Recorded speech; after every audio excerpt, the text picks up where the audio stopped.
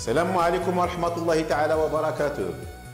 Dans cette cinquième vidéo de la série des vidéos de la continuité, nous allons utiliser la fonction réciproque pour définir ce que c'est les racines énièmes. Prenons un exemple, soit f, la fonction définie par à tout x, on va associer x carré. Vous savez bien que c'est un polynôme qui est continu sur R. Mais sur R, il n'est pas monotone, donc il n'admet pas de fonction réciproque. Pour cela, on va la diviser en deux, c'est-à-dire en f1 qui va être défini de moins l'infini jusqu'à 0 vers 0 plus l'infini, et f2 qui va être défini sur 0 plus l'infini vers 0 plus l'infini. Voilà le tableau de variation. Ce qu'on peut remarquer que f1 est continue et strictement décroissante sur moins l'infini 0. Donc, il admet une fonction réciproque définie sur, ici vous avez 0 plus l'infini.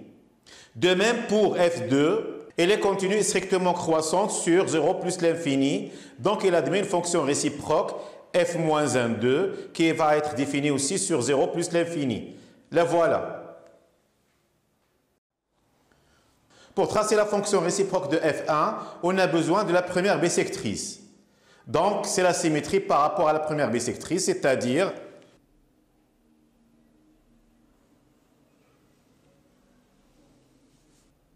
cette allure. Pour tracer la fonction f-1 de f2, vous aurez encore besoin toujours de la première bissectrice. Et voilà, elle passe par ce point-là. Comme elle passe par ce point-là, la symétrie de ce point-là, elle va être à peu près ici. Ce qui veut dire, elle va prendre cette allure. C'est f-1, 2. Bon, en l'occurrence, vous remarquez que si on prend f tout entière, on ne va pas avoir une fonction réciproque parce que ici, vous avez des éléments de R+, qui ont deux images différentes par f-1. Ce qui veut dire, f n'admet pas de fonction réciproque, mais ces restrictions peuvent les avoir, puisqu'ils sont continus et strictement monotones sur leur intervalle. Maintenant, nous allons définir la racine carrée. On a vu que f1 admet une fonction réciproque f1 moins 1 définie sur 0 plus l'infini. Donc, soit x appartenant à g qui est 0 plus l'infini. Il existe un unique y appartenant à i, c'est-à-dire moins l'infini jusqu'à 0, tel que f moins 1 les x est égal à y. Ce qui veut dire que f de y est égal à x. Ce qui veut dire que y au carré est égal à x. Vous savez bien que je peux utiliser une puissance ici et une puissance là. Ce qui veut dire que, puisque y est négatif, ce nombre-là doit être positif. Ce qui veut dire que ça va être égal à moins y est égal à x à la puissance 1 demi. Mais on sait que si y au carré est égal à x, alors la valeur absolue de y va être égale à la racine de x. Puisque y est négatif, ça va être le posé de y. Donc, y est égal à moins x à la puissance 1 demi et y est égal à moins racine de x, mais puisque y est unique, alors ces deux quantités-là sont égales, ce qui veut dire c'est moins x à la puissance 1 demi va être noté moins racine de x.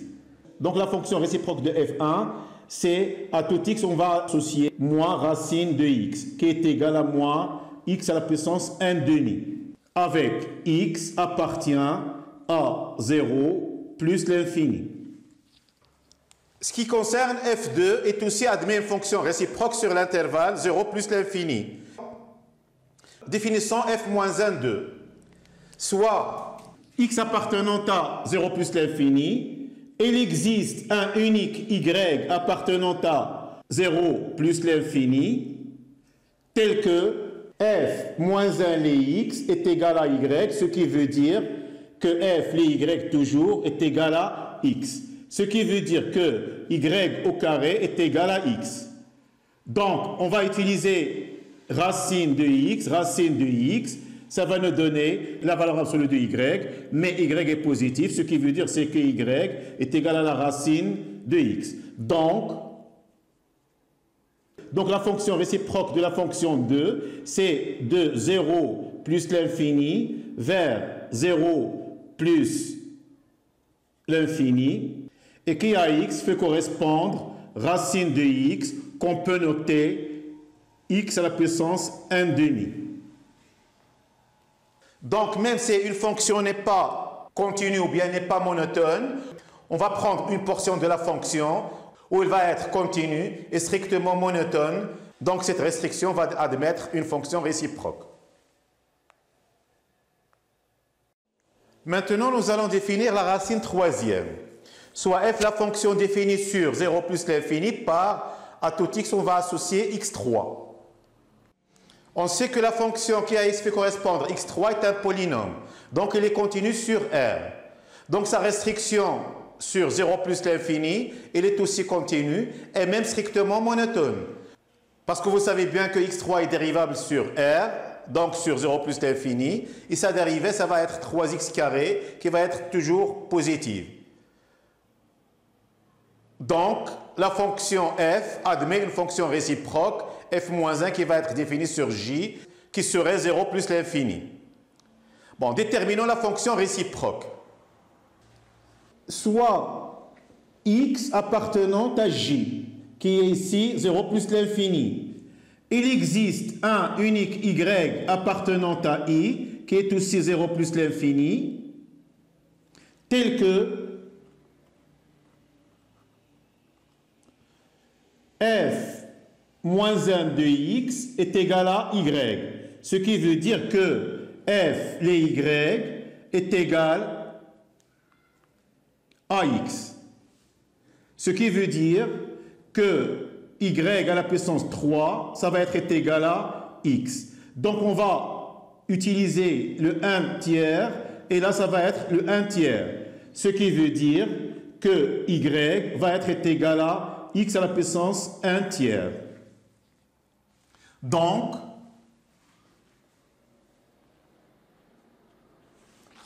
la fonction réciproque de la fonction f, c'est de 0 plus l'infini vers 0 plus l'infini, qui est taux x. On va associer x à la puissance 1 sur 3, qui va être noté racine troisième de x.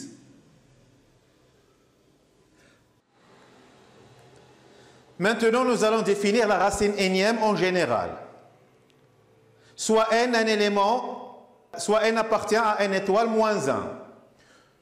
On va définir la fonction f est égale à x à la puissance n avec x appartenant à 0 plus l'infini. Je n'ai pas fait une remarque avant. Si n est impair, alors la fonction va être strictement croissante de moins l'infini jusqu'à plus l'infini. Mais pour qu'il n'y aura pas de souci, on a pris tout simplement sa restriction sur 0 plus l'infini. Pourquoi n ne doit pas être égal à 0? Parce que si n est égal à 0, et si ça va être la fonction constante 1, donc elle n'est pas monotone. Pourquoi n doit être différent de 1? Parce que si n est égal à 1, ça va être la fonction identique, c'est-à-dire x a pour image x. Donc, c'est la première bissectrice et sa symétrie, ça va être elle-même. Ce n'est pas très intéressant. Donc, on va commencer à partir de 2. Cette fonction sur R est un polynôme. Donc, sa restriction, elle va être continue sur 0 plus l'infini. Et tout polynôme, il est dérivable sur R. Donc, sa restriction va être dérivable sur 0 plus l'infini. Soit x appartenant à 0 plus l'infini, la dérivée de x à la puissance n est égale à n, x à la puissance n moins 1. Puisque n est positif et x est positif, alors f' va être positif, ce qui veut dire que la fonction x à la puissance n est strictement croissante sur 0 plus l'infini. Et en plus, elle est continue sur 0 plus l'infini, donc elle admet une fonction réciproque f moins 1 définie sur j est égale à 0 plus l'infini. Donc, soit x appartenant à 0 plus l'infini. Il existe un unique y appartenant à 0 plus l'infini, tel que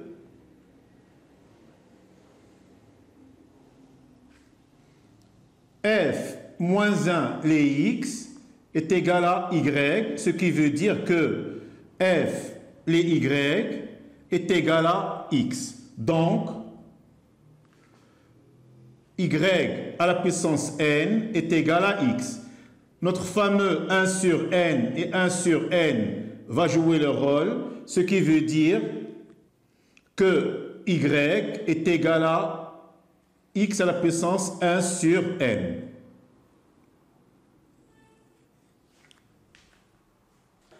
Donc f-1, c'est la fonction qui est associée à tout x positif, x à la puissance 1 sur n, avec n différent de 0 et 1. Et c'est ce qu'on appelle la racine énième d'un nombre positif x. Donc voilà par exemple une application de la fonction réciproque sur un intervalle i. Prenons par exemple petit n qui est un entier naturel non nul. Et f, une fonction qui est définie sur 0 plus l'infini vers 0 plus l'infini. F est définie par f de x est égal à x à la puissance n, est une fonction continue et strictement monotone, c'est-à-dire strictement croissante sur 0 plus l'infini. Donc f admet une fonction réciproque f-1 qui va être définie sur 0 plus l'infini, qui va jouer le rôle de j. Cette fonction f-1 est notée x à la puissance n, ou bien racine énième de x, avec x appartient à 0 plus l'infini fermé. Ce qui concerne la courbe représentative de la fonction racine énième, vous savez bien que c'est la réciproque de la fonction x à la puissance n. Donc sa courbe va être symétrique par rapport à la première bissectrice. Ce qui veut dire, ici vous avez un point, là vous avez un autre, et ici je peux le mettre ici comme symétrique. Donc la fonction va être de cette allure. Et c'est cf moins 1, c'est-à-dire racine énième de x. Maintenant, nous allons voir les propriétés de la fonction racine énième de x. Bon, puisque c'est une fonction réciproque d'une fonction continue, elle est continue sur son intervalle j. Puisque la fonction x à la puissance n est une fonction qui est strictement croissante sur 0 plus l'infini, alors la racine énième, elle est strictement croissante sur... La vidéo suivante, Inch'Allah, va être consacrée aux exercices qui concernent les relations. Merci de votre attention et à la prochaine. Si vous avez racine énième de x à la puissance n, ça va être égal à x. Et racine énième de x à la puissance n sous la racine, ça va être aussi égal à x. Maintenant, nous allons voir des relations. Si vous avez racine énième de x est égal à y, alors y à la puissance n va être égal à x. Si vous avez deux nombres sans de même racine énième, ils vont être égaux. Pourquoi? Parce que la racine énième est une fonction qui est strictement croissante. Puisque la racine énième est strictement croissante, elle préserve l'ordre, c'est-à-dire racine énième de x va être inférieure ou égale à racine énième de y. Donc elle préserve l'ordre. Ici, racine énième de x, ici, si je multiplie par n par p, ça va donner x à la puissance p. Pourquoi? Parce que racine énième de x est égal à x à la puissance 1 sur n. Si je multiplie ici par p et là par p, ça va donner x à la puissance p sur np. Donc ce qui est au dénominateur va être sous la racine, ce qui est au numérateur va être comme puissance. Donc, c'est le cas ici. La racine énième de x fois y. Pourquoi? Parce que vous avez racine énième de x fois racine énième de y, c'est égal à x à la puissance 1 sur n fois y à la puissance 1 sur n. Et vous connaissez la relation des puissances, c'est x fois y, tout le monde à la puissance 1 sur n. Ce qui veut dire, c'est racine énième de x, y. De même, pour le rapport, c'est la racine énième de x sur y, à condition que y soit non nul. Et ici, vous avez deux racines différentes.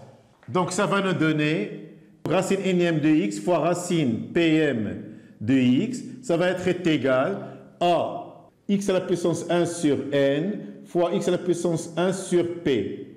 Ce qui veut dire que x à la puissance 1 sur n plus 1 sur p, si on rend même dénominateur, ça va donner x à la puissance p plus n sur n p. Donc ce qui est au numérateur va être puissance et ce qui est au dénominateur va être racine.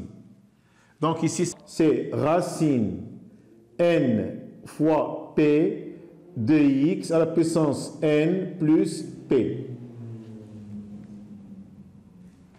Là, ça va donner racine de n p de x p moins n.